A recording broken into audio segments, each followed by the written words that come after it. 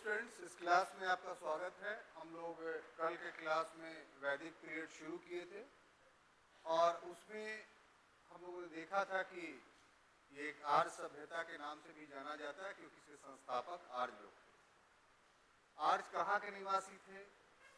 देशी थे, विदेशी थे। इसमें बहुत सारे मतों का हम लोगों ने अध्ययन किया था और अंततः ये पाया था कि मैक्स मूलर का जो विचार है, जो मध्य एशियाई विचार है, वो अभी के समय में ज़्यादा प्रचलित है और अधिक विद्वानों के द्वारा मान्य है। इसके अलावा हम लोग देखा था कि किस प्रकार से आर्यों ने अपना आरंभिक विस्तार किया ऋग वैदिक पीरियड में, और उसके बाद उत्तर वैदिक काल में किस प्रकार से वो लोग गंगा जमुना दोआब से गंडक नदी तक पहुँचे थे। फिर हम लोगों ने कल के क्लास में उसके पॉलिटिकल सेटअप को देखा था कि किस तरीके से कबायली राजनीतिक व्यवस्था उभर करके सामने आई थी और भारत में पहली बार एक राजनीतिक सत्ता का निर्माण दशराग युद्ध के माध्यम से किया गया था। और फिर उत्तर वैदिक काल में वही जो जन था वो राष्ट्र में परिवर्तित हुआ और राजा आनुवंशिक हो गया, हेरिडेटरी हो गया। अब इसी ढंग से उसके और भी सेक्शंस हैं, जैसे आज की क्लास में अभी जो हम लेने जा रहे हैं वह है कि वैदिक आर्यों का सोशल लाइफ या सामाजिक जीवन कैसा था। काफी महत्वपूर्ण है क्योंकि जो नींव उस समय डाली गई थी वो उसी पीरियड में परिवर्तित होते हुए हम लोग को दिख पड़ रहा है। और पूरे अध्ययन के पश्चात आप ये पाएंगे कि भारतीय समाज जो वर्तमान समय में है, जो यहाँ जाति व्यवस्था है, वो उसी समय से उस जाति व्यवस्था की बुनियाद पड़ी थी। और कैसे पड़ा था और ग्रेजुअली कैसे कैसे वो डेवलप किया। तो वैदिक पीरियड में हमारे समाज का क्या स्वरूप निर्मित हुआ और वैदिक पीरियड के बाद उसमें कैसे कैसे परिवर्तन हुआ, हम लोग आगे की क्लासों में जानेंगे। आज के क्लास में वैदिक काल में समाज कैसे बन रहा है उसको हम लोग देखेंगे। तो जैसा कि आप जानते हैं कि वैदिक काल, वैदिक पीरियड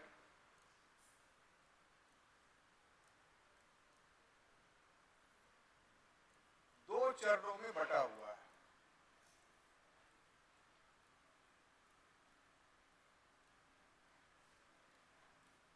इसमें से दो चरण में जो प्रथम चरण है उसको हम लोग ऋग वैदिक पीरियड या ऋग वैदिक काल के नाम से जानते हैं।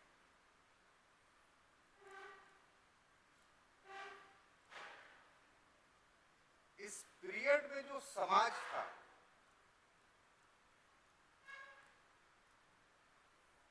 वो दो वर्णों में बटा हुआ था।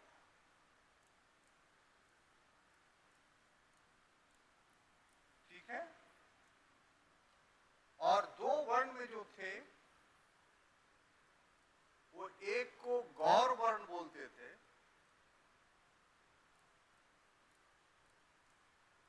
और दूसरे को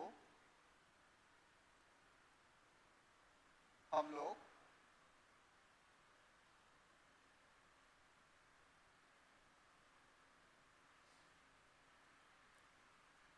इसका एक अप्रोप्रिएट वर्ड है जो भी भूल रहे हैं, हम उसकी जगह पर काला लिख देते हैं, काला वर्ण बोलते हैं। अगर आप ये मानिए तो ये आर्य थे और विदेशी थे, यानी बाहर से आए थे। और ये जो यहाँ के मूल निवासी थे उन्हें आर्यों ने दस्यु कहा और ये यहाँ के भारत के मूल निवासी। शुरू में हम लोगों ने देखा कि दोनों में संघर्ष होता है कल के क्लास में राजनीतिक व्यवस्था में। संघर्ष के बाद ऐसा नहीं कि आर्य भाग गए, बल्कि दोनों के बीच समन्वय हुआ, सामंजस्य हुआ। और ये समन्वय सामंजस्य हम लोग दशराग युद्ध में ही पा रहे हैं कि जो 10 राजाओं का संघ था उसमें 10 के 10 आर्य नहीं थे, बल्कि 5 आर्य थे और 5 अनार्य थे। इसका मतलब वहीं से आर्यों और अनार्यों के बीच समन्वय होना शुरू होता है।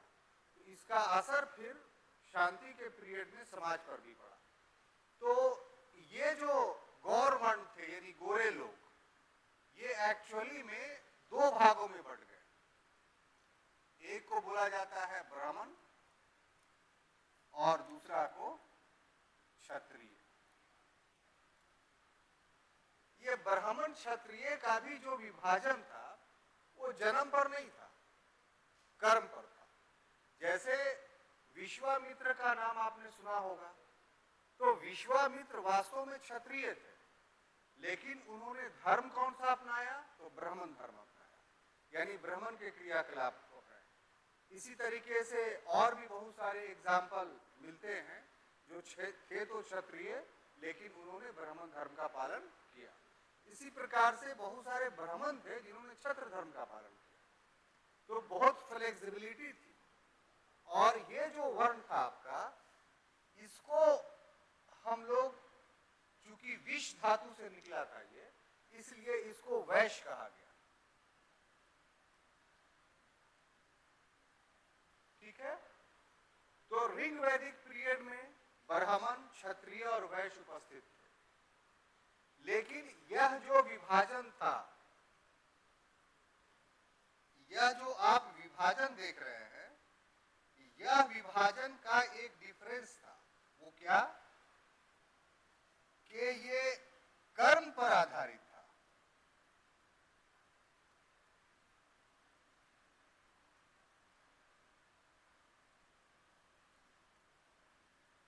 जन्म पर नहीं।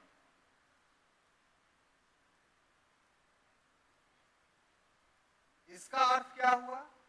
ये जो ब्रह्म, क्षत्रिय, वैश्य थे, जो लोग जैसा काम करते थे वो उसी कैटेगरी में चले जाते थे। इसका एक उदाहरण हम लोग को देखने को मिलता है, उससे आपको पता चल जाएगा। और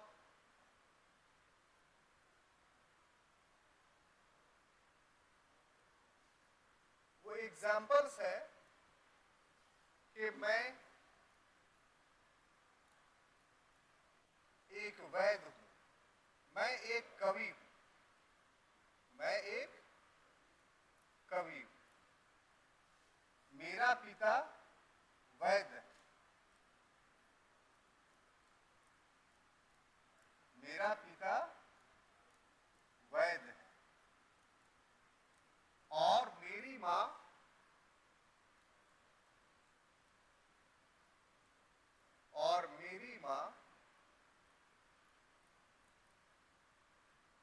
आटा पीसकर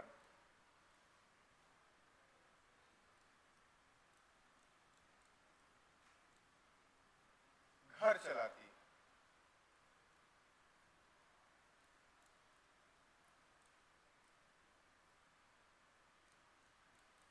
अब देखिए, इसमें आपको अपना दिमाग लगाना होगा कि इससे तीनों वर्ण कैसे साबित हो रहा है।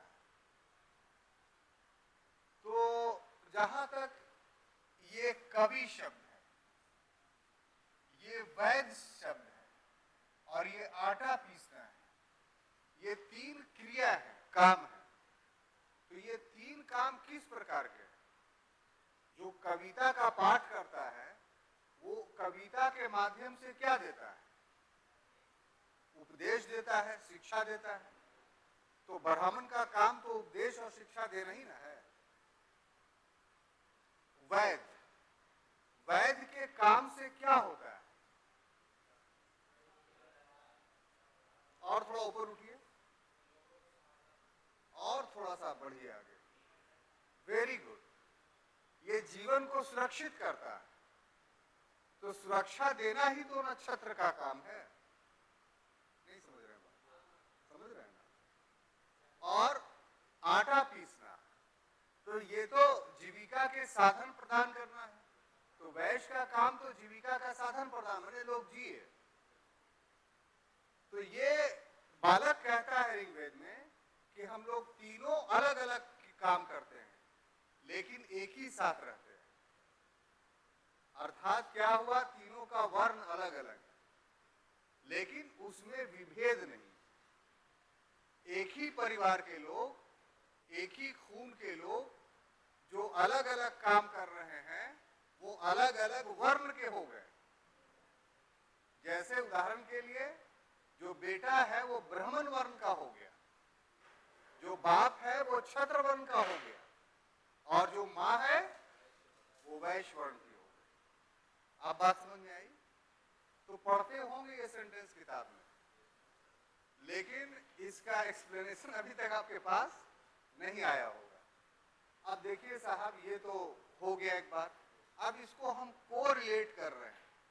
हमने चाहा था कि अलग अलग पढ़ाएं, माने ऋग वैदिक एक बार पढ़ा दे, फिर उत्तर वैदिक पढ़ाएं, लेकिन मैं सोचा कि नहीं, इससे पूरी बात समझ में आपको नहीं आएगी, तो सब चीज को मिक्स करके, नहीं समाज पढ़ा रहे हैं तो समाज का दोनों काल का हम मिला देना चाहते हैं, ताकि आप जो है पूरी पूरी बात आपके पास जाए। अब देखिए इसका जो ये था, इसमें परिवर्तन क्या आया? तो परिवर्तन आता है उत्तर वैदिक काल में। कब आता है?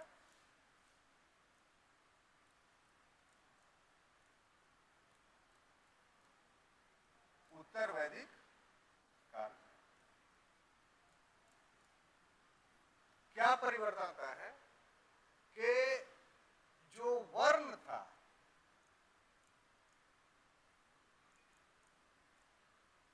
वो कर्म के आधार पर, कर्म के स्थान पर, कर्म के स्थान पर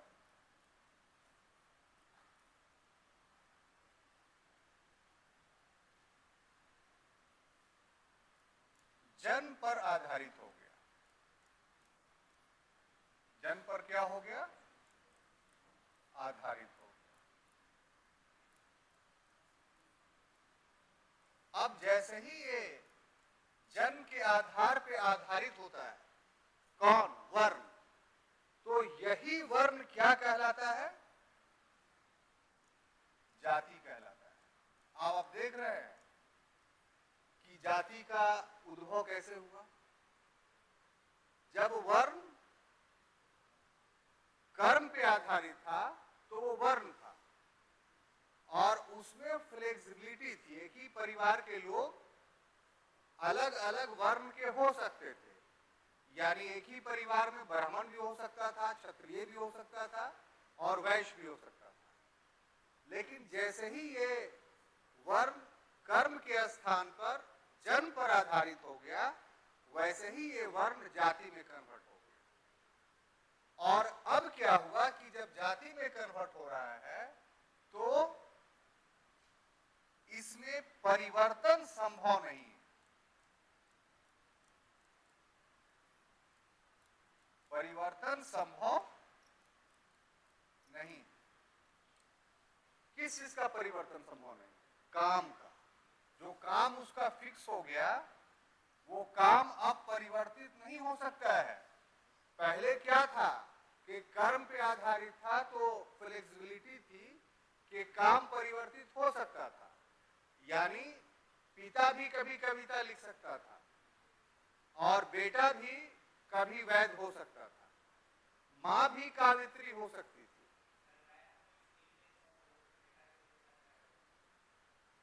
भाई सीख लेगा, उसका बेटा हो जाएगा। क्या कहने का मतलब ये है, जैसे एक बाप है, उसका एक बेटा है, तो उसका जो बेटा हुआ, पहले वाले का बेटा उसका दादा और उसका पोता।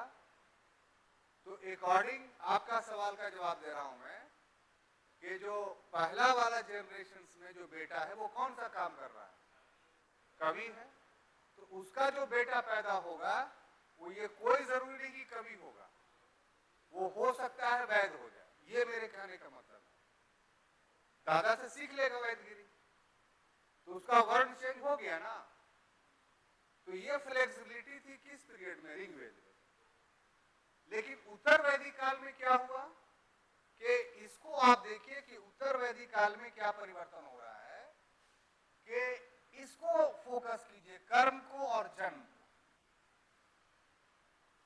ये कर्म जो है पर आधारित उत्तर वैदिक काल में नहीं रह गया, अब जन्म पर हो गया। इसका अर्थ हुआ कि जो जिसमें जन्म लिया वही उसका वर्ण हो गया और वो अपरिवर्तनशील हो गया।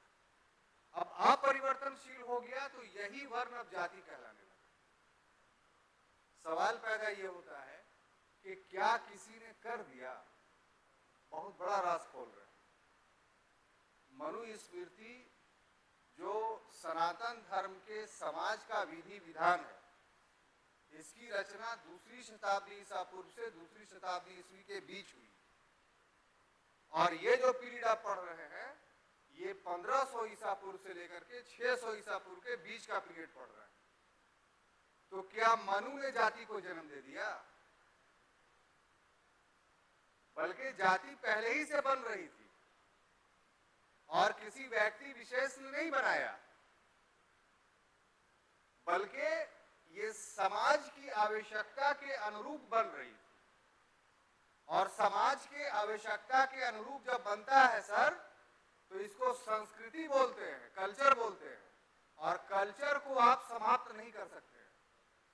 ये हुआ इतिहास को इतिहास की तरह पढ़ना, किसी से पूछ के विचार नहीं लेना। अगर इस पर आपको ऑब्जेक्शन है तो बोलिए, कर दीजिएगा जाति को खत्म।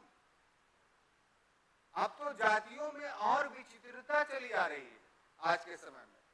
वो छोड़ दीजिए, वो हम लोग डिरेल कर जाएंगे, भाग जाएंगे। हम लोग को अपने आप को वैदिक काल तक ही सीमित रहना ताकि बात अच्छी ढंग से समझ में आए। अब देखिए, ये तो हमने वर्ण और जाति को एक्सप्लेन किया। अब देखिए आगे एक बहुत बड़ा टॉपिक इसका है, नारी की स्थिति। ठीक है, पोजीशंस ऑफ वोमेन। नारी की स्थिति, ये सब समाज ही में आएगा। पोजीशंस ऑफ वोमेन,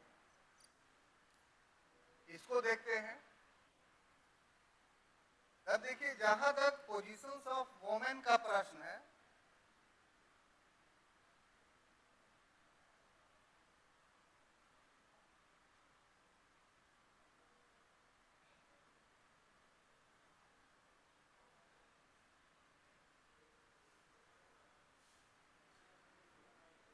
तो एक शब्द आप लिख सकते हैं कि अच्छी थी।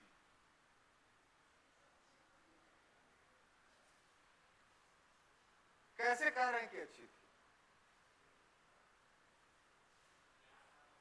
तो वैदिक काल के बाद का जो समय आएगा तो उसमें स्त्रियों की स्थिति में डिटोरिएशन होता है, उनके पोजीशंस में कमी आता है। तो आगे वाले काल के तुलना में हम कह रहे हैं कि वैदिक पीरियड में स्त्रियों की स्थिति अच्छी थी। अब हिंदू धर्म का आधार कहाँ है, बेस कहाँ है? तो वेद है, इससे पहले कोई पुस्तक नहीं है। वेद अपरुषीय है, देवकृत है, इसको देवता ने बजाते तौर पे उतारा, मनुष्य ने इसकी में एक सेंटेंस, एक शब्द भी नहीं लिखा। तो वहां से सनातन धर्म ओरिजिनेट कर रहा है। हिंदू धर्म तो नाम दिया गया तुर्कों के द्वारा, इसका एक्चुअली नेम जो है सनातन धर्म है। चूंकि इस देश को वो लोग हिंदू कहते थे सिंधु के नाम पर फारसी में, और यहाँ के निवासियों को जो है हिंदू कहने लगे। और जब उनके शासन काल में पुस्तकें लिखी गई तो उसमें हिंदू शब्द का इतना ज्यादा विवरण मिला कि आगे वाले इतिहासकारों ने इसे यहाँ के निवासियों को हिंदू और इस देश को हिंदुस्तान कहने लगे। आज भी, आज के समय में अगर अरब के देशों में आप जाएंगे तो वहां मुसलमान भी रहते हैं अगर भारत के, तो उसको वो लोग मुसलमान नहीं बोलता है, अरबी लोग उसको आज भी हिंदू बोलता है। ऐसा क्यों?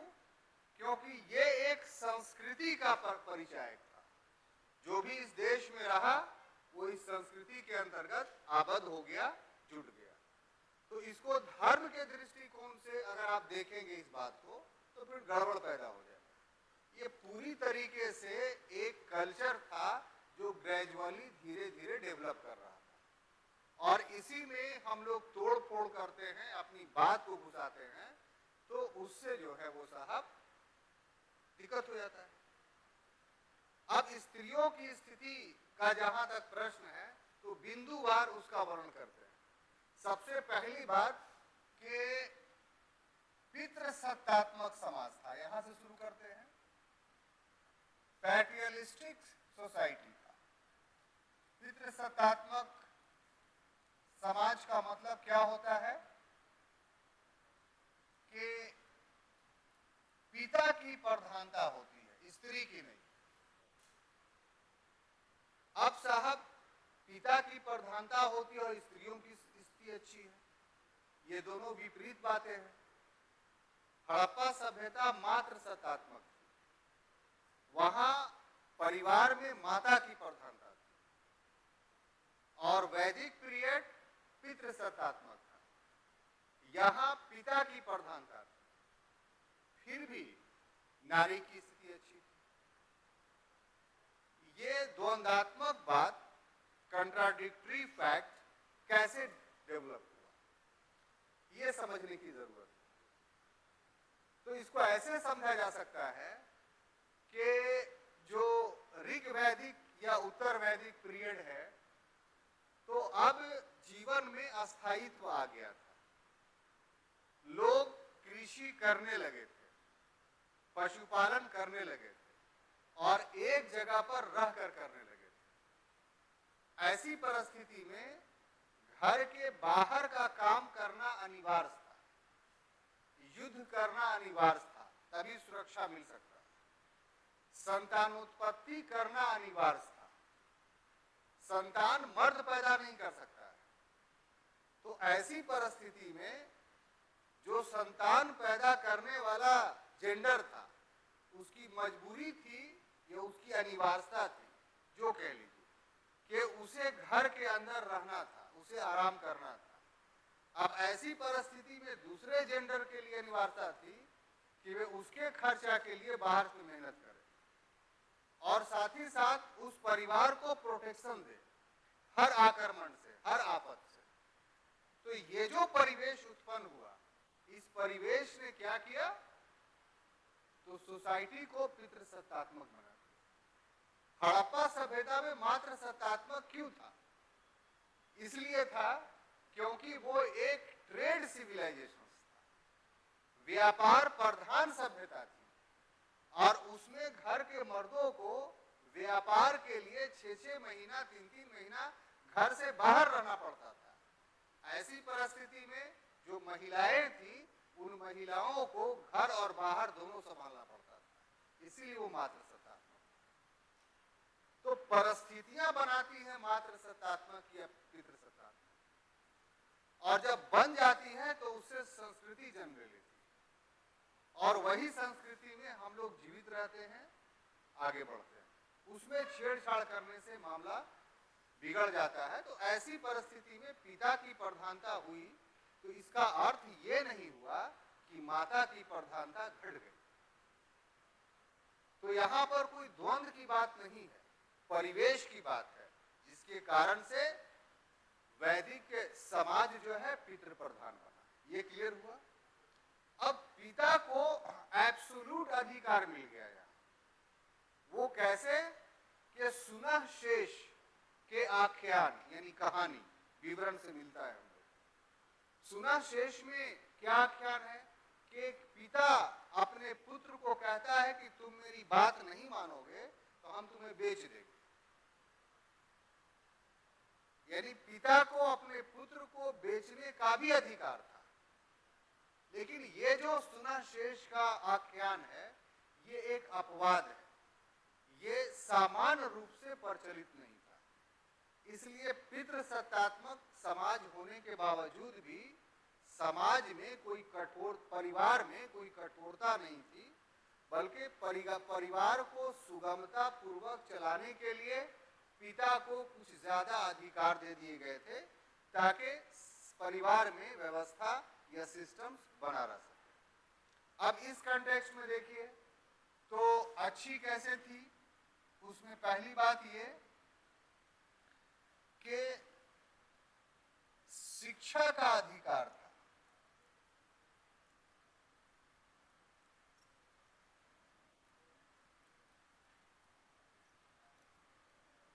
किसको?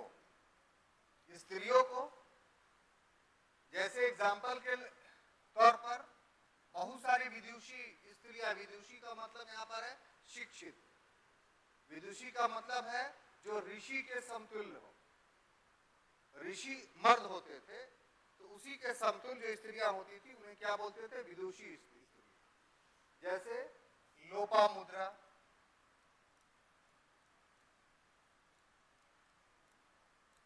घोषा, कछावर्ती, सची पौलुमी, ये सब बहुत सारे नाम हैं। तो इस तरीके से एजुकेशनली इक्विवेलेंट थी।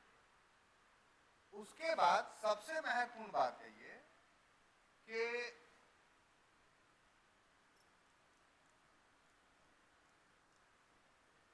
अंतर जातीय एवं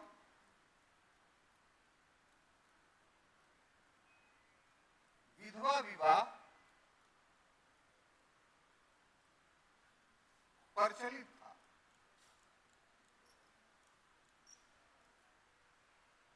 यानी एक जाति से दूसरी जाति में विवाह ये प्रोहिबिटेड नहीं है, बल्कि इसका परमिशन था। और साथ ही साथ विधवा विवाह प्रोहिबिटेड नहीं था। अगर किसी का हस्बैंड मर गया तो वो दूसरे आदमी से जो है विवाह कर सकता है, कर सकती है। इसी तरीके से अगर देखा जाए तो एक पत्नी प्रथा प्रचलित थी। एक पत्नी प्रथा प्रचलित थी। लोग सामान्य रूप से एक ही पत्नी रखते थे, लेकिन इसमें एक अपवाद है कि जो उच्च वर्ण का आदमी होता था, उच्च वर्ण को बहुपत्नी का अधिकार था। काका समझ जाते हो? मतलब बहुपत्नी का मतलब अपनी बहू को पत्नी बनाना नहीं है जो आप सोच रहे हैं। बहू का मतलब आप यही ना बोले अभी, काका बोल देते हैं आप। बहुपत्नी मतलब एक से अधिक पत्नी, ठीक है ना? पॉलीगैमी इसको हम लोग बोलते हैं। तो देखिए ये सब आप चुस्की लेने के लिए सवाल करते हैं। सवाल पढ़ाई वाला कीजिएगा तो जवाब हम देंगे। नहीं नहीं नहीं, ये सब देखिए हम अपनी सीमा को जानते हैं और सीमा में रह के पढ़ाते हैं। आप टॉपिकली सवाल कीजिएगा तो हम देंगे। ये सब बहके बहके बात है, अपने दोस्तों के साथ बाहर में क्या कीजिए तो ज्यादा अच्छा लगेगा। अब एक सवाल आपके दिल में होता होगा कि भाई ठीक है, तो उच्च वर्ण को बहुपत्नी क्यों, अधिक बीवियां रखने का अधिकार क्यों? तो बिल्कुल साइंटिफिक था कि जो उच्च वर्ण के नहीं थे उन्हें जीविका के लिए इतना कठिन परिश्रम करना पड़ता था कि उनका अधिकांश समय उसी में व्यतीत होता था। और जो उच्च वर्ण के लोग थे उनके पास लीजर पीरियड बहुत था, प्लस वो कर चुकाने वाले नहीं थे, कर लेने वाले थे। उनके पास धन भी अधिक था, इसलिए उनके पास अवकाश के कारण शारीरिक सक्षमता में वृद्धि हो जाती। इसीलिए उनकी शारीरिक संतुष्टि एक स्त्री से, सभी का नहीं कुछ का, वो देखो ना हंस रहा है जब सही बात बताते हैं तो हंसता है। तो ऐसी परिस्थिति में अपवाद के रूप में किसी किसी पुरुष को एक पत्नी से सक्षमता नहीं बन पाती थी, तो उसके लिए परमिटेबल था कि आवश्यकता अनुरूप वो 2 या 3 पत्नियां रख सकता था। तो ये जनरलाइज नहीं था। इसको ऐसा नहीं समझिए कि सभी को अधिकार मिल गया। अगर ऐसा अधिकार मिल जाए तो फिर समाज में बिगाड़ पैदा हो जाएगा। और अगर अच्छे शरीर वाले, अच्छे शक्ति वाले व्यक्ति को अधिक पत्नी रखने का अधिकार नहीं मिले तो भी समाज में बिगाड़ पैदा हो जाएगा। तो ये एक व्यवस्थित अप्रोच ऋग्वेद में अपनाया गया, ये हम कहना चाहते हैं। सिर्फ इन्हीं को नहीं, बल्कि बहु पति का भी प्रचलन था।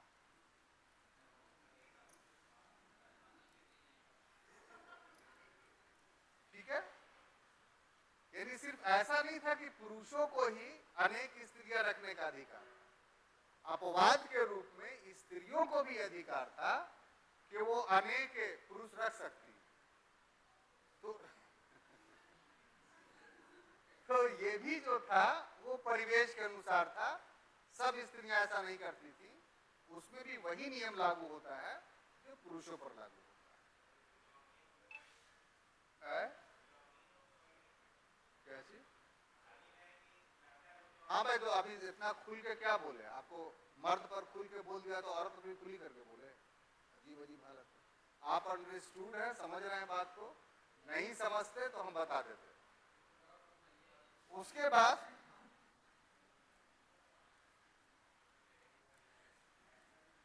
नियोग प्रथा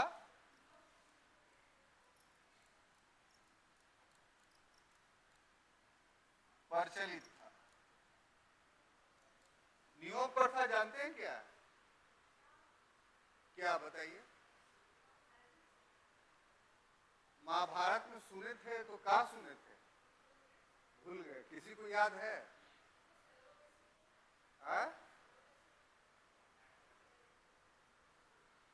देखिए, सैरोगैसी दूसरी चीज है, लेकिन आप पर्दे में बोल रही हैं तो सही चीज है।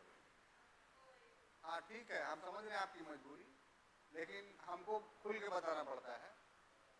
तो कभी कभी ऐसा होता था कि साहब शादी हुई,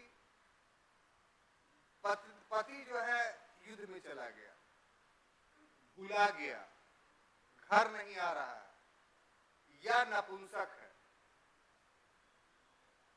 इन सारी परिस्थितियों में उस स्त्री को बच्चा नहीं होगा। और स्त्री को ईश्वर ने पैदा किया है बच्चा पैदा करने के लिए, जो वास्तविक इसका आधार है। इसका मतलब ये नहीं कि स्त्री और कोई काम नहीं कर सकती। तो ऐसी परिस्थिति में यदि उनके इस शारीरिक सक्षमता का प्रयोग नहीं किया जाता है तो फिर उनके शरीर में विकृति आ जाएगी,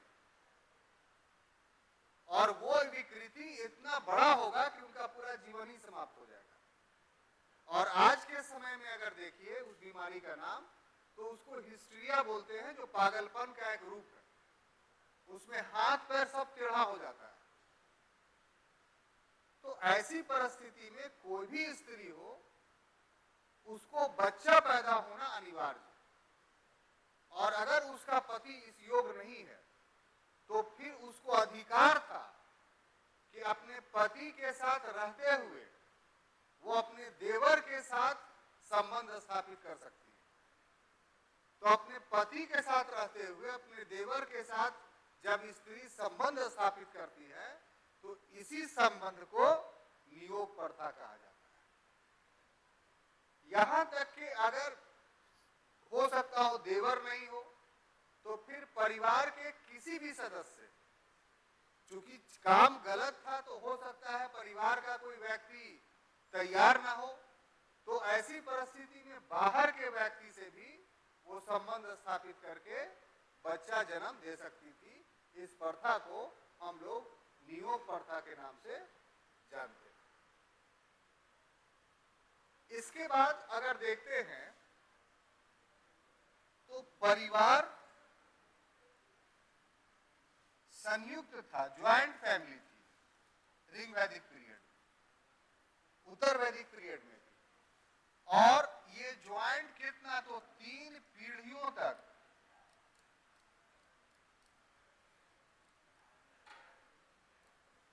ये लोग साथ साथ जो है वो रहते थे। ठीक है, तो ये हो गया नारी की स्थिति। अब एक दूसरा समाज का चीज है वो आपको बताना चाहते हैं, और वो है वेशभूषा। वेशभूषा यानी ड्रेस, है ना।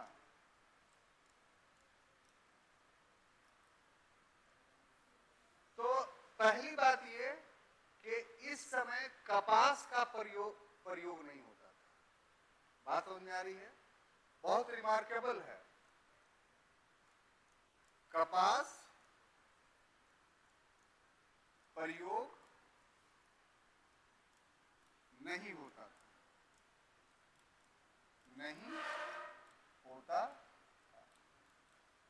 अब आपके दिमाग में एक सवाल उठेगा कि सर, हड़प्पा सभ्यता को कपास के वजह से ही इंडस कहा गया, और पूरी दुनिया में जो कपास का पहला पैदावार हुआ वो भारत में हुआ, और पूरी दुनिया में जो कपास गया वो भारत से गया। तो ऐसी परिस्थिति में हड़प्पा सभ्यता व्यापार वाणिज्य के क्षेत्र में बहुत आगे बढ़ी, तो कपास के वजह से बढ़ी। और भी चीज का प्रोडक्शन होता था और निर्यात होता था, लेकिन सबसे महत्वपूर्ण चीज कपास था। और उसी देश की दूसरी सभ्यता में कपास अनुपस्थित है। बोलिए ना, है ना। क्या इसका माजरा है, क्या कारण है इसका?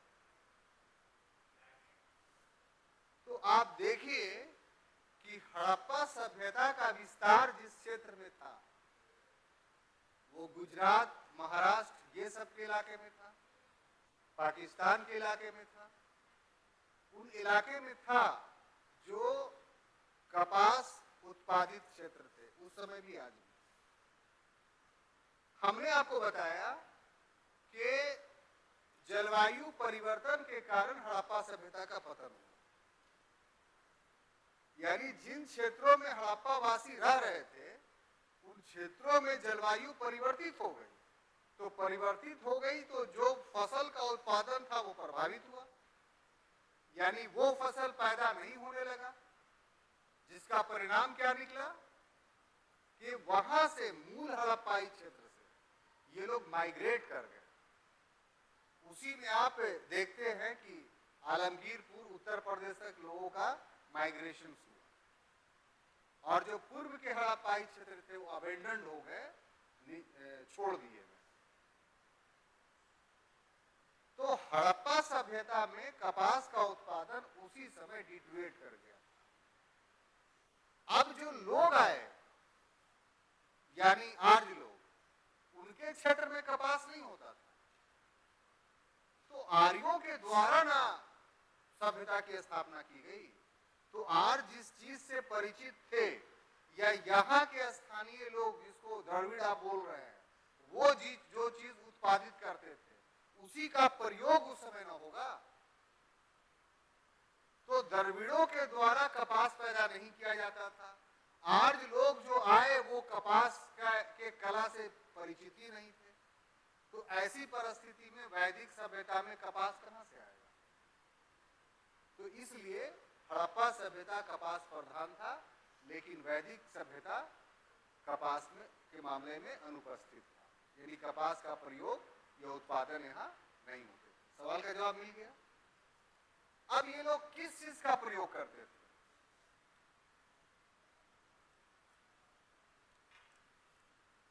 तो छौम,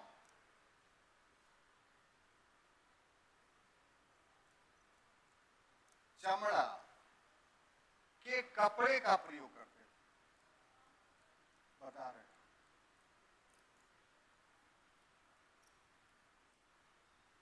छौम माने फाइबर्स।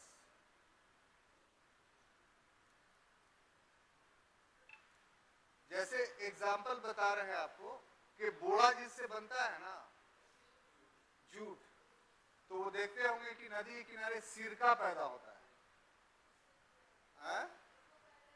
उस सिरका को काट करके नदी में डाल दिया तो गल जाता है, अभी उसको लोग पीटते हैं, उसी से जो है जूट निकलता है, सन। हाँ, तो उसी के कपड़े, छौम का मतलब उसी तरीके का।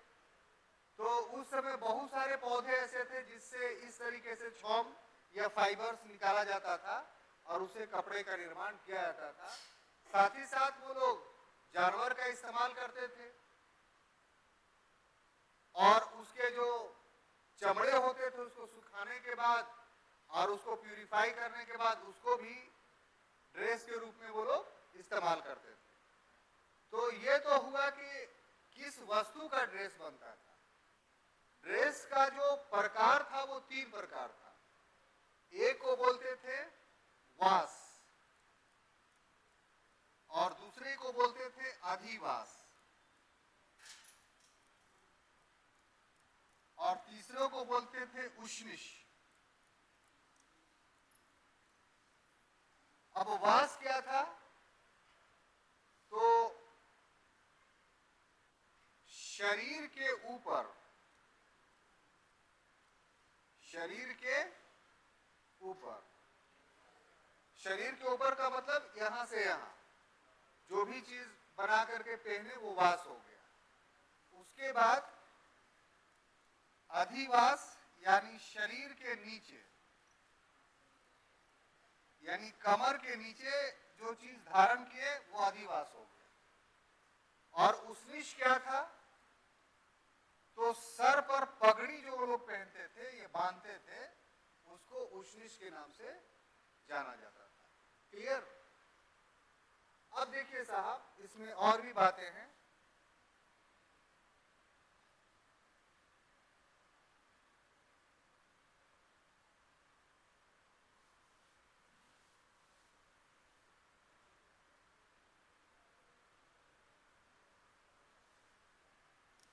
उसके बाद ये है कि वो लोग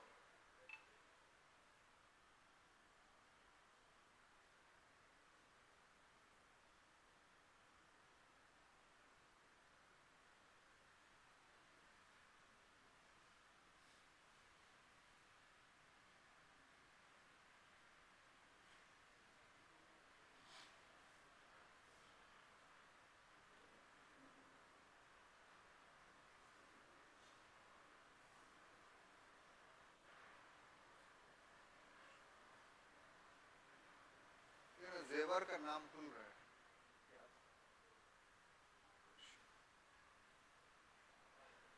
हैं? गला का था।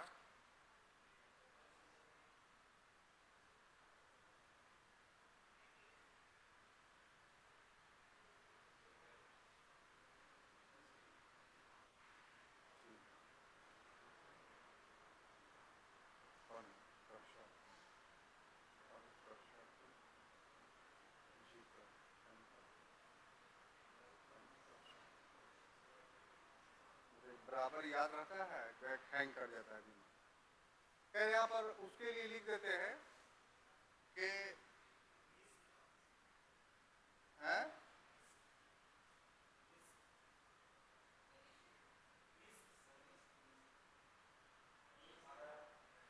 हाँ ठीक है।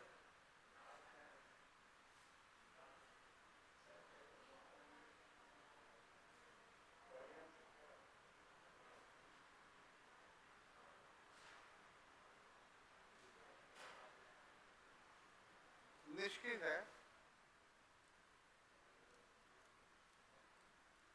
हाँ ठीक है।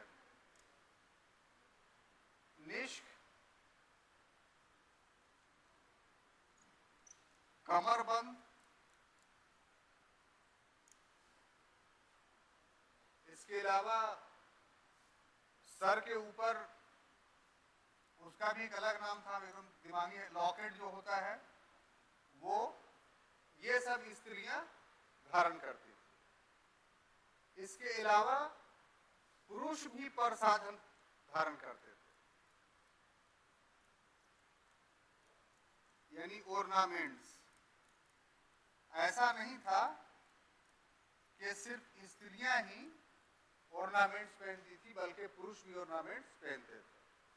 तो इस तरीके का हम लोगों का वैदिक कल्चर था, जिसमें कुछ चीजें हैं समाज में वो परिवर्तित हुई और कुछ चीजें ऐसी हैं जो ऋग्वेद में पाई गई और उत्तर वैदिक काल में।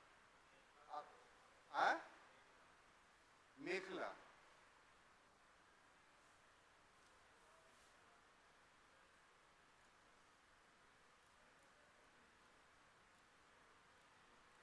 चलिए जल्दी कीजिए।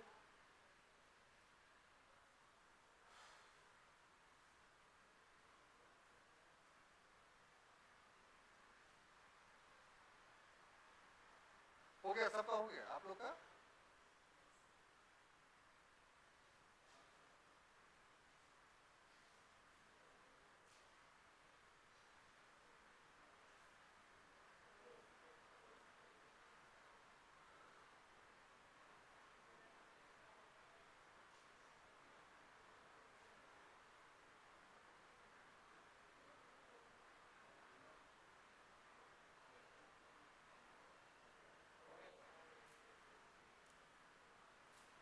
अब देखिए, दूसरा जो हम लोग को पढ़ना है वो है आर्थिक जीवन।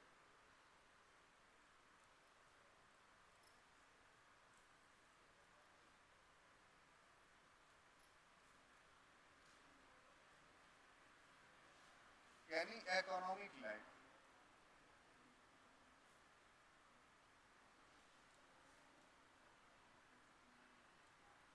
ठीक है, तो इसमें जो सबसे महत्वपूर्ण चीज आपको देखना है इकोनॉमिक लाइफ में, कि जो ऋग्वैदिक पीरियड है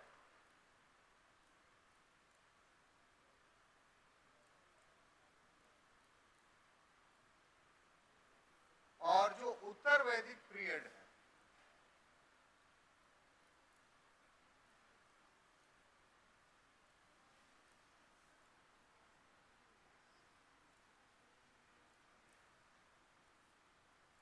उसमें अर्थव्यवस्था के क्षेत्र में सबसे महान जो डिफरेंस है वो ये है कि ऋग्वैदिक काल में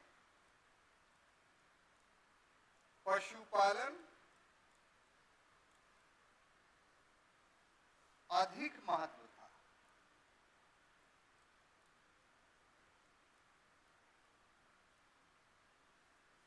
पशुपालन का अधिक महत्व था और कृषि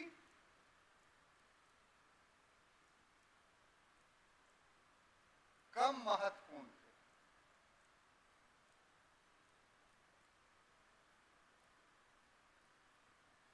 ऐसा इसलिए कि ऋग्वैदिक काल में 12 बैलों के द्वारा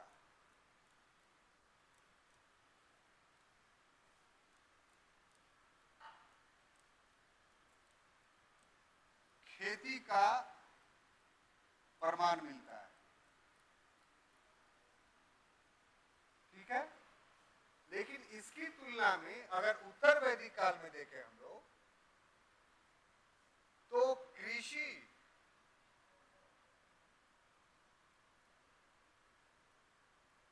महत्वपूर्ण हो गया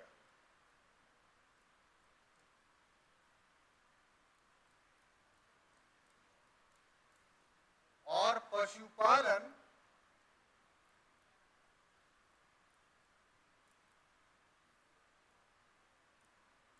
इसका सहायक कार्य हो गया।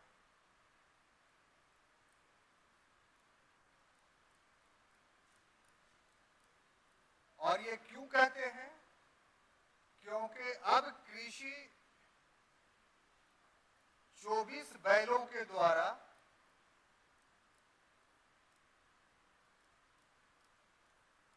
किया जाने लगा।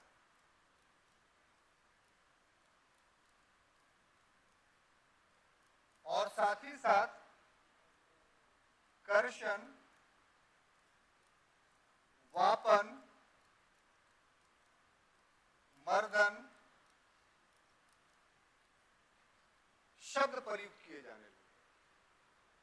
तो अगर इकोनॉमिक्स की बात किया जाए, अर्थव्यवस्था की बात किया जाए, तो ये काफी रिमार्केबल है कि ऋग वैदिक काल की जो अर्थव्यवस्था थी वो पशुपालकीय थी। कृषि उसका गौण व्यवसाय था। ऐसा क्यों? क्योंकि ऋग्ही वैदिक काल में तो आर्य लोग लड़ रहे थे। किससे? यहाँ के दस्यु से। इसलिए उस समय में उनके जीवन में अस्थायित्व नहीं था, परमानेंसी नहीं थी। कृषि के उन्हीं सामानों का वो लोग उपयोग कर रहे थे जो स्थानीय दस्युओं के द्वारा उत्पादित किया जाता था। आर्यों का जो दस्यु से संघर्ष होता था तो पशुओं के लिए होता था, और पशु उनसे लेने के बाद जो दस्यु लोग खेती कर रहे थे उसके अनाज को भी ले लेते थे। तो इस प्रकार से उनका भोजन का कच्चा सामग्री आर्यों को प्राप्त हो जाता था।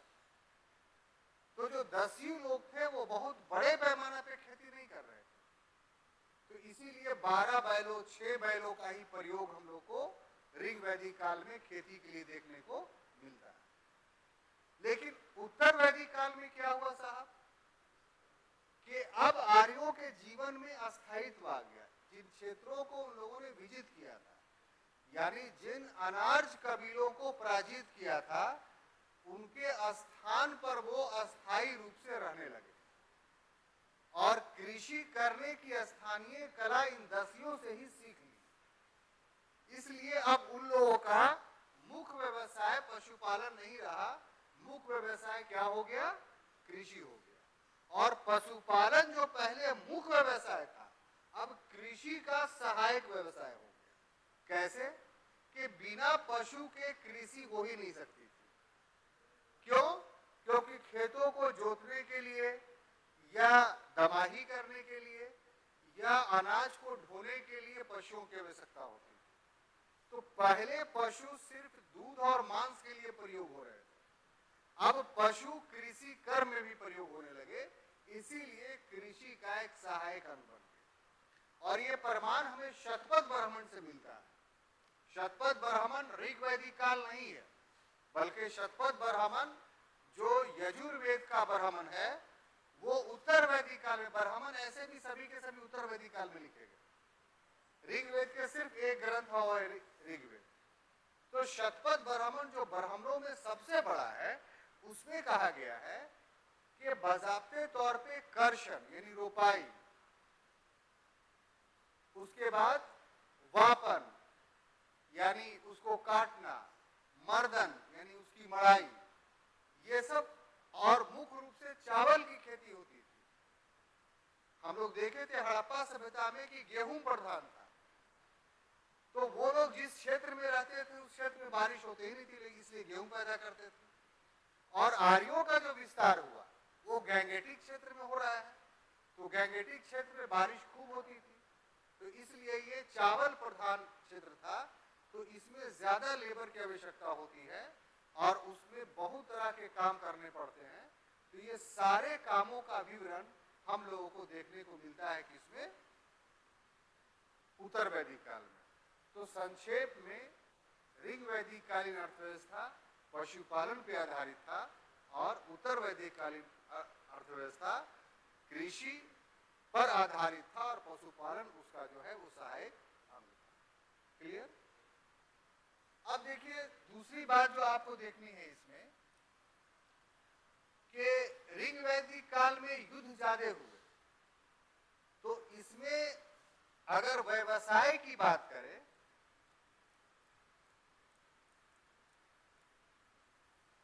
तो उसमें सबसे महत्वपूर्ण था रथकार का। किसका?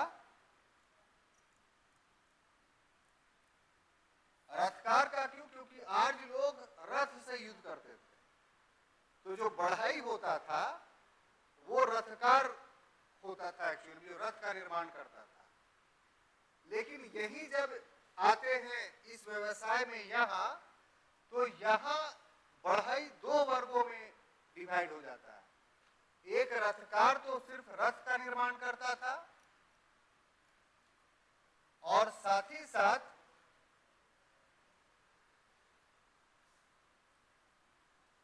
अन्य लकड़ी के सामानों के निर्माण के लिए बढ़ई एक अलग वर्ग हो गया। तो ऋग वैदिक काल में रथकार रथ के साथ साथ अन्य लकड़ियों का सामान का निर्माण कर रहा था। उत्तर वैदिक काल में लकड़ियों के निर्माण करने में दो जातियों का उदय हो गया। एक रथकार अलग जाति हो गई और बढ़ई अलग जाति हो गई। ठीक है। इसके अलावा दूसरा जो था वो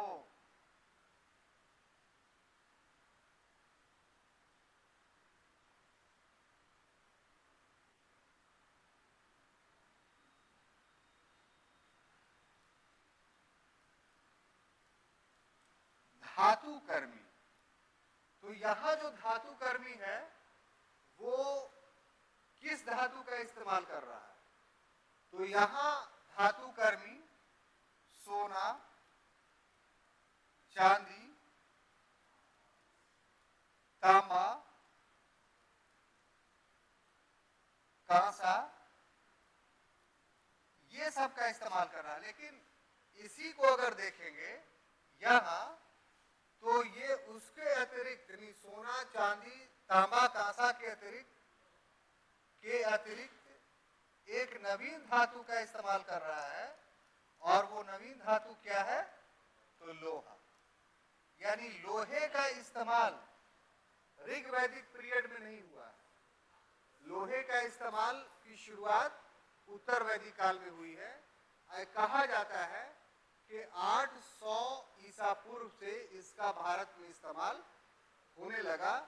और हस्तिनापुर, नूह और सिपहर, ये तीन ऐसे जगह हैं कि जहां से हमें लोहे के फाल या भाला या युद्ध से में प्रयुक्त होने वाले सामग्रियों के अवशेष प्राप्त हुए।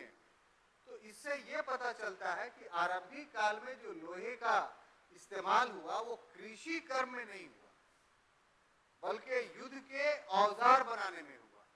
कृषि कर्म में लोहे का औजार का प्रयोग 6ठी शताब्दी ईसा पूर्व से शुरू होता है। लेकिन वो लोहे का औजार हल नहीं होता है। हल अभी भी 6ठी शताब्दी ईसा पूर्व में भी लकड़ी के बने होते थे और उसी लकड़ी के बने हल से हल जोते जाते थे। लेकिन हसिया, कुदाल, ये सब जो चीजें थी वो 6ठी शताब्दी ईसा पूर्व में पूरा लोहे के बनने लगे। बात समझ में आई? तो ये था साहब आपका इकोनॉमिक लाइफ की बात है। अब इसको जल्दी लिखे तो हम रिलीजियस लाइफ जो अंतिम बचा हुआ है, लिख लिए बेटा।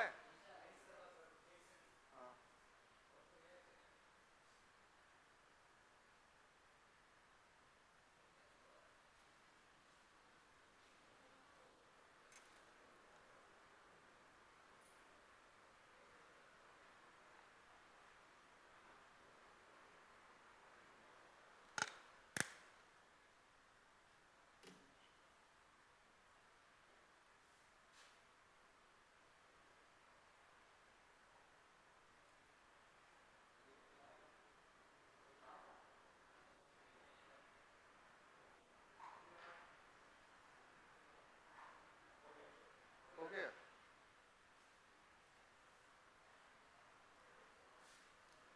अब देखिए लास्ट है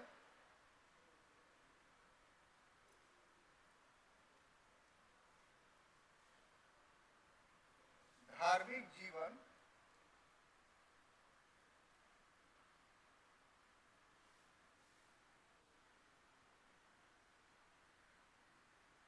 रिलीजियस लाइफ। तो इसको भी हम लोग दो भाग में बांटेंगे।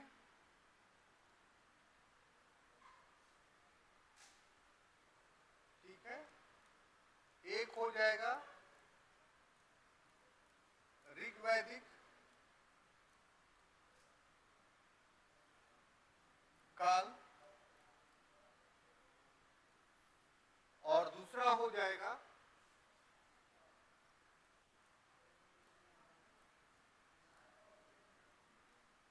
उत्तर वैदिक काल।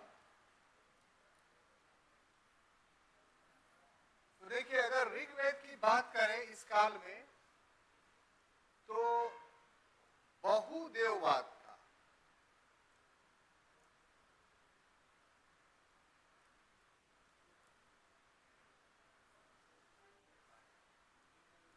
यानी पोलिथिज्म था धर्म में। तो बहुदेववाद पोलिथिज्म क्यों उभरा? क्योंकि वैदिक पीरियड में ही धर्म में हम बहुत परिवर्तन देखेंगे और ये ऐसा परिवर्तन था कि आज तक इसके स्वरूप हम लोग को दिखाई पड़ते हैं। यहां जो चीजें हो रही सिर्फ ऐसा नहीं है कि भारत में ही हो रहा था धर्म के क्षेत्र में, बल्कि वैश्विक स्तर पे धर्म के क्षेत्र में यही स्थितियां थी कि हर जगह बहुदेववाद पाया जाता था। और यूरोप में चले जाइए, एशिया के दूसरे भागों में चले जाइए, अफ्रीका में चले जाइए, तो इस काल के हिस्ट्री का जो उद्भेदन हुआ है उससे ये पता चला है कि आरंभिक अवस्था में मनुष्य जो था वो प्राकृतिक शक्तियों का ज्यादा मोहताज था। यानी जितनी चीजें थी उसको लगता था कि इससे हमें लाभ हो रहा है, और जैसे ही लाभ का एहसास होता था वैसे ही उसमें देवत्व का आरोपण कर देता था, यानी उसी को देवता मान लेता था।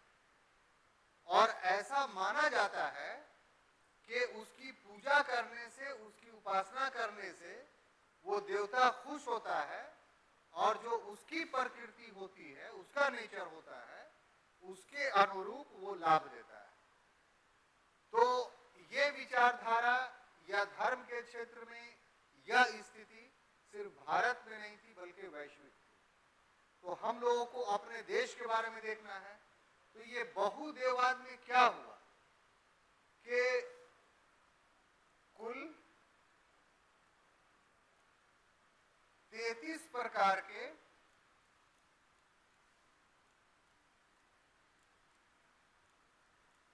देवताओं का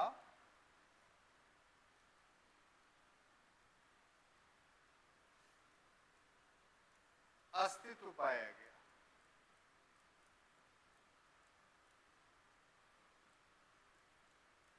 और ये जितने भी 33 प्रकार के देवता थे वो प्राकृतिक शक्तियों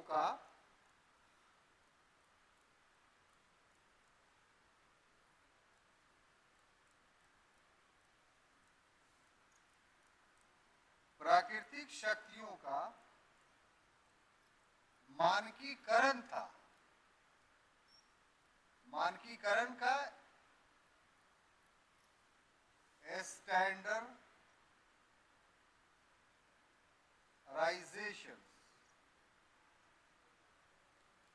यानी प्राकृतिक शक्तियों को उसका एक आइकॉन बना दिया, एक प्रतीक बना दिया और उसको एक नाम दे दिया।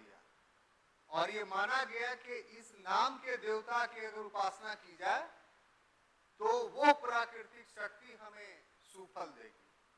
जैसे अगर हमें वर्षा कराना है तो हम इंद्र की उपासना करेंगे तो वर्षा हो जाएगा। अगर हमें सुबह बहुत अच्छा करना है तो उषा की उपासना करेंगे तो सुबह हो जाएगा। अगर आंधी बहुत चल रही है, हमको उसको रुकवाना है तो मरुत का अगर उपासना करेंगे तो हो जाएगा। अगर पशुओं से दूध ज्यादा पैदा करना है तो पूषण की उपासना करेंगे तो वो हो जाएगा। बात समझ में आ रही है? तो इस तरीके से ये जो 33 प्रकार थे ये 3 वर्गों में बटे हुए थे। कितना? 3 वर्गों में बटे हुए थे, विभाजित थे।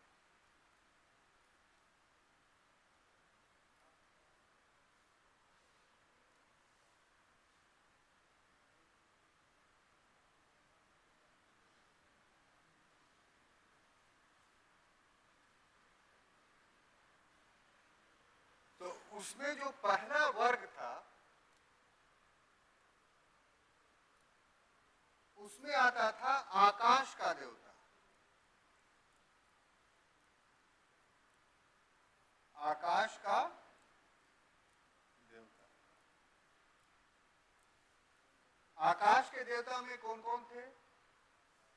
तो धौस थे, सूर्य, वरुण,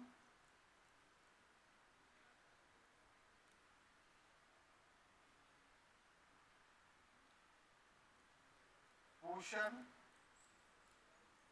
विष्णु और उषा। ये सब महत्वपूर्ण थे, और भी थे। तो ये सभी के सभी देवता किसके थे? तो आकाश के। इसी प्रकार से अंतरिक्ष के भी देवता थे।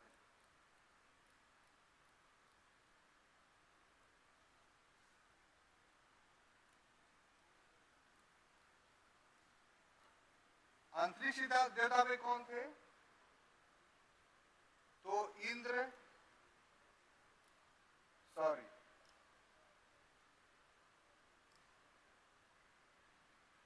इंद्र, रुद्र,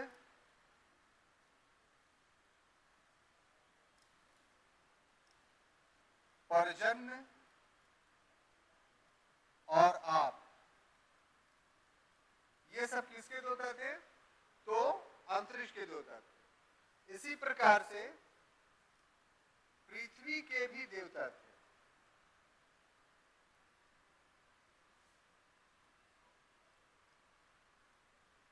पृथ्वी के देवता में सबसे महत्वपूर्ण स्थान अग्नि का था।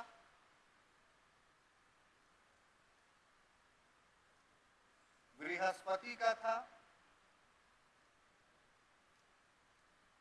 ये सब पृथ्वी के देवता थे। तो इस प्रकार से ऋग्वेद में जो है वो बहुदेववाद का दर्शन हम लोग को देखने को मिलता है। तो ये वो पीरियड था, गौर से ये देखिए आप, कि मनुष्य प्राकृतिक शक्तियों पे ज्यादा निर्भर था, हर चीज के लिए नेचर पर। लेकिन जब उनके जीवन में अस्थायित्व आया तो फिर साहब उसमें धर्म में परिवर्तन हो रहा है। कि क्या परिवर्तन हो रहा है? कि अब उसमें जो है वो उनका संयुक्तिकरण किया जा रहा है, और संयुक्तिकरण करते करते धीरे धीरे एकेश्वरवाद का उदय होता है। तो इस बीच में एक प्रश्न रह जाता है, उसको हम लोग बोलते हैं, मैक्स मूलर के अनुसार, कि एक टर्मिनोलॉजी चलती है ऋग्वेद के लिए, और उसको बोलते हैं हीनोथिज्म। हीनोथिज्म, ये हीनोथिज्म क्या है? तो ये इस सवाल का जवाब है कि आखिर इतने सारे देवता में सबसे महत्वपूर्ण देवता कौन? तो अगर श्लोकों के हिसाब से बात किया जाए तो इंद्र सबसे महत्वपूर्ण दिखाई पड़ते हैं। क्यों? क्योंकि उन पर ऋग्वेद में 275 मंत्र है। उसके बाद दूसरे स्थान पे वरुण का स्थान आता है, सॉरी, अग्नि का स्थान आता है, जिसके बारे में 200 मंत्र है। उसके बाद वरुण का स्थान आता है, जिसके बारे में 144 मंत्र है। तो इस तरीके से अगर मंत्रों के हिसाब से देखा जाए तो ये है। लेकिन मैक्स मूलर ने कहा कि ऐसी बात नहीं थी, बल्कि व्यक्ति को जिस देवता की ज्यादा आवश्यकता होती थी उस समय वही महत्वपूर्ण हो जाते थे। जैसे वर्षा कराना हो तो उस समय इंद्र महत्वपूर्ण थे, लेकिन अगर पशुओं को नियंत्रित करना हो या उससे ज्यादा लाभ लेना हो तो पूषण महत्वपूर्ण हो जाते थे। तो आवश्यकता अनुसार ऋग्वैदिक काल में जो देवता समय के अनुसार महत्वपूर्ण हुआ और दूसरा गौण हो गया, तो इसी व्यवस्था को मैक्स मूलर ने हीनोथिज्म का नाम दिया है। अब देखिए कि उत्तर वैदिक काल में क्या हो रहा है। तो उत्तर वैदिक काल में ईश्वरवाद का उदय हुआ। अब ये सब देवता जो थे, इनके स्थान पे एक देवता की उपासना होने लगी और उसका नामकरण जो है वो प्रजापति पड़ा उत्तरवेदी काल में। अब इसमें क्या है, तो कहां से जानकारी हम लोग को मिलती है? तो इस बात की जानकारी जो हम लोग को मिलती है वो ऋग्वेद के नासदीय सूक्त से, नासदीय सूक्त से। और आपको पता होना चाहिए कि नासदीय सूक्त किसमें है। तो नासदीय सूक्त दसम मंडल में, यानी 10वां मंडल जो ऋग्वेद का है उसमें नासदीय सूक्त का वर्णन है। और ये 10वां मंडल जो है वो परवर्ती है, लैटर है, बाद का है, यानी ऋग्वेद के काल का नहीं है 10वां मंडल, उत्तरवेदी काल का है। तो इसी में एकेश्वरवाद का नासदीय सूक्त में वर्णन है और उसे ब्रह्मा कहा गया। क्या कहा गया? ब्रह्मा। तो इस प्रकार से जो वैदिक टेक्स्ट के मुताबिक जो हम लोगों को जानकारी मिलती है वो ये कि धर्म की शुरुआत बहुदेववाद से हुआ और उसका अंतिम रूप जो है वो एकेश्वरवाद में परिणत हुआ और वहीं से फिर उपनिषदों का उदय होता है। तो असल सनातन विचारधारा ये है कि प्राकृतिक शक्तियों को देखते हुए, उसका गुणगान करते हुए जो एक ईश्वर है उसकी तरफ बढ़ना और उसको प्राप्त करना, तभी धर्म की संपूर्णता प्राप्त कोई कर सकता है। अन्यथा हर व्यक्ति धर्म के एकांगी रूप को ही धारण किया हुआ दिख पड़ता है। तो हम समझते हैं कि जो थोड़े रूप में वैदिक सभ्यता को हम लोगों ने समझा वो बहुत अच्छे ढंग से समझा। इसमें और भी बातें थी जो विस्तार से कही जा सकती थी, लेकिन आपका परीक्षा, आपका जो बैच है वो प्रारंभिक परीक्षा का है। अगर मुख्य परीक्षा का होता तो ये और हम एलोबरेट करते, लेकिन आपके प्रारंभिक परीक्षा में इतनी जानकारी बहुत है। हम समझते हैं कि आप अच्छे ढंग से वैदिक काल को समझें। अगले क्लास में जब हम मिलेंगे तो अन्य दूसरे धर्म जो उदित हुए जैसे बौद्ध और जैन, उस पर हम लोग डिस्कस करेंगे। तब तक के लिए हमें अनुमति दीजिए।